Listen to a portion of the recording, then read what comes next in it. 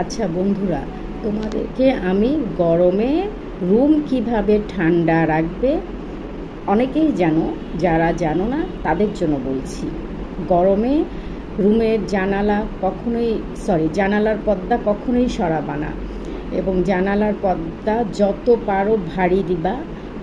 যদি ভারী না থাকে, যদি তোমাদের পাতলা পর্দা থাকে, তাহলে দুইটা পর্দা দিবা, মানে জানালার পিছনে আরেকটা পর্দা দিবে। এই যে আমি দেখাচ্ছি, আমার এই একটা পর্দা আছে, আর এই যে আরেকটা পর্দা, দুইটা পর্দা দিছি আমি।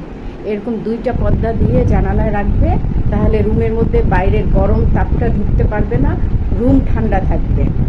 আর রাতে তোমরা জানালার পর্দাটা সরিয়ে দিবা, তখন একটু বাইরের বাতাস আসতে দিবা। এছাড়া সারা দিন তোমরা বাসা এরকম করে পুরো ঢেকে রাখবা জানালার ভারী পর্দা দিয়ে, বাইরের বাতাস কিছুতেই ঢুকতে দিবে না। পরীক্ষা করে দেখো রুমটা কত ঠান্ডা থাকে। ভালো থেকো, বাই।